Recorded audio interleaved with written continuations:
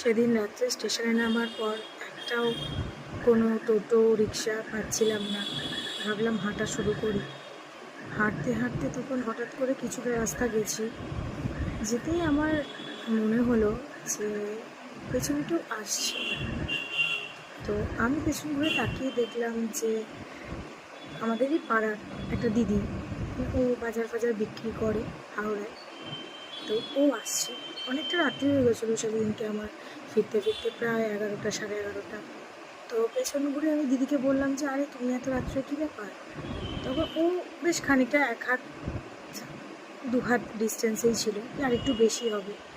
তো ও দিদি বললো যে হ্যাঁ রে, আমার আজকে খুব দেরি হয়ে গেছে, এই যাচ্ছি, দেখ না বাচ্চা ছেলেটা বাড়িতে, বাচ্চাটাকে একা বাড়িতে রেখে এসছি, খুব দেরি হয়ে গেল, জানি না কী করছে বাচ্চাগুলো।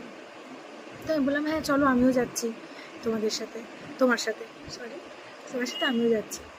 বলে আমি আসছি। আমি দিদিকে তখন সমানে বলছি যে তুমি পাশে আসছো না কেন, তুমি পেছনে হাঁটছো কেন, তুমি পাশে পাশে চলো দিদি, তাড়াতাড়ি চলো, তোমার ছেলেগুলো বাড়িতে একা রয়েছে।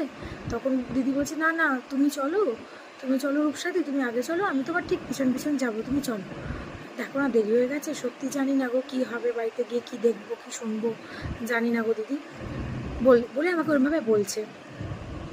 বা বেশ কিছুটা, যেহেতু অনেকটাই রাস্তা, প্রায় 1 কিলোমিটার আমাদের স্টেশন থেকে আমাদের বাড়ি।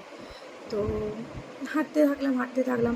আমি কথা বলছি এরকম পিছন ফিরে মানে এরকম করে কথা বলছি। যখনই পিছন ফিরছি মনে হচ্ছে হাঁটছে দেখতে পাচ্ছি, কিন্তু মানে তবুও আমার একটা কেউ অদ্ভুত মনে হচ্ছে যে ও পাশে হাঁটছে না কেন।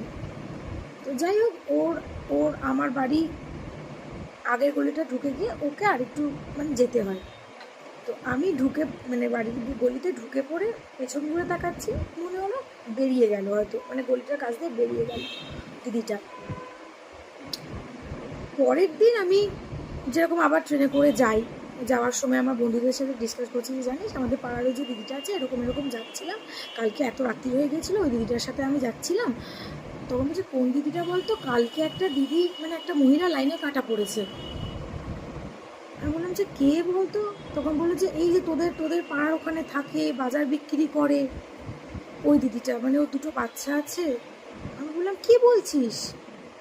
মানে আমি বিশ্বাসই করছি না। মানে আমি কালকে অতটা রাস্তা ওর সাথে গল্প করতে করতে বাড়ি এসেছি, কথা বলতে বলতে বাড়ি এসেছি। হ্যাঁ, আমার একটা মনে হচ্ছিল, একটা অদ্ভুত একটা আনক্যানি ফিলিং হচ্ছিল, একটু অন্যরকম ফিলিং হচ্ছিল যে ও পাশে কেন আসছে না, ও দূর থেকে কেন কথা বলছে। বাট ওর আগের দিন অ্যাক্সিডেন্ট হয়ে গিয়েছিল গাইস।